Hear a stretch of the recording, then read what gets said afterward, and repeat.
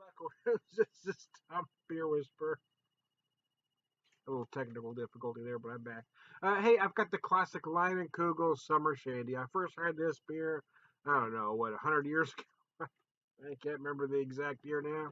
Let's just say it was a long damn time ago. I'm not going to bother reading all that. 4211 are the numbers on it. Yeah, way back when the very first time I had this, I don't know, probably, I don't know, 20 years ago, who knows. I mean, I thought it was a pretty good beer, but I hadn't had a lot at that point. Um, Kind of has the aroma I mean, it uses a wheat beer base.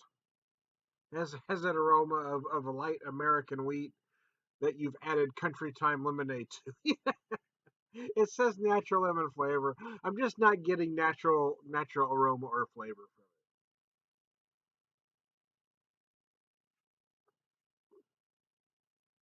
it. That being said, it's not the worst thing I've ever had my lips around. Yeah, it is kind of refreshing. The problem for me is those flavors. I've had this before, so uh, uh, just so you wonder why I'm only drink this much, I'm giving you what I know because I know. The problem with it for me was is the flavors get cloying.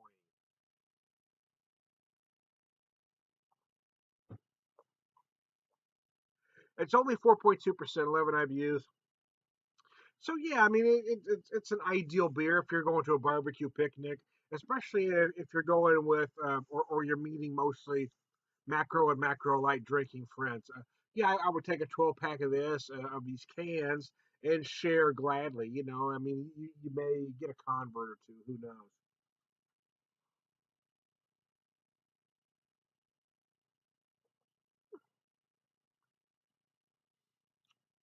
The limit isn't bad in this. I mean I was kind of harsh on it earlier.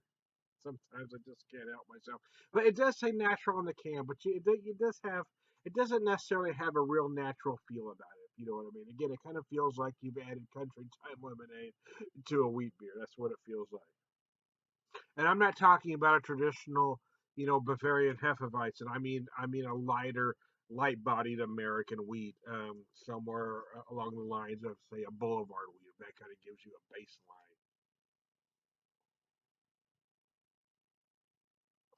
Which isn't necessarily a bad thing. I'm not knocking the Boulevard. I'm just kind of trying to give you an idea what kind of beer I'm talking about. Something like crisp. Again, I mean, it could be an ideal summer beer. I mean, again, it's only 4.2%, so you can drink a lot of it if you could stand the flavors.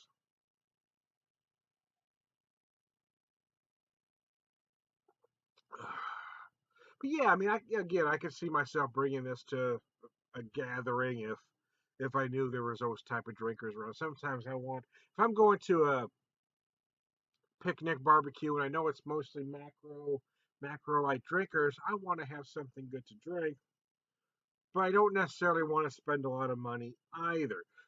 This is where these kind of crafty beers or these pseudo crafts come in handy. I mean, this was about 15 to 12 pack, and there are others. But see, here's the problem with what I just said is that I mean, in many cases, I can get I can get Boulevard for about 14 a mixed 12 pack. So, but again, it depends on what kind of drinkers.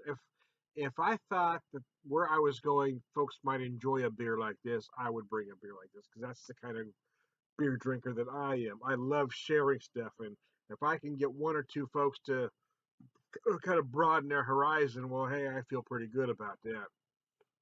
I'm the same way with food, though. I mean, I want to bring something a little different, but I also want to be accessible. There's no point bringing something really exotic if that's not what what I mean. If that's not where it's going, it's kind of pointless, and you come off pretentious. So you bring something that's maybe just a little bit out of the box what they're used to, but not too far they feel uncomfortable, and that's what a beer like this does, in my opinion. So there you go.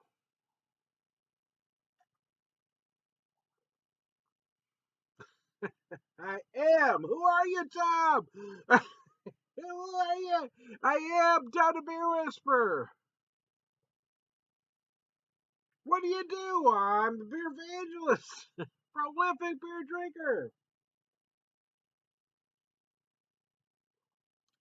Anything else, Tom? Purveyor of Wisdom.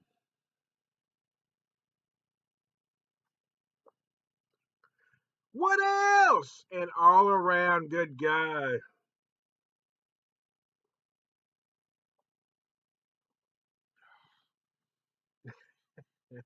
Cheers, y'all.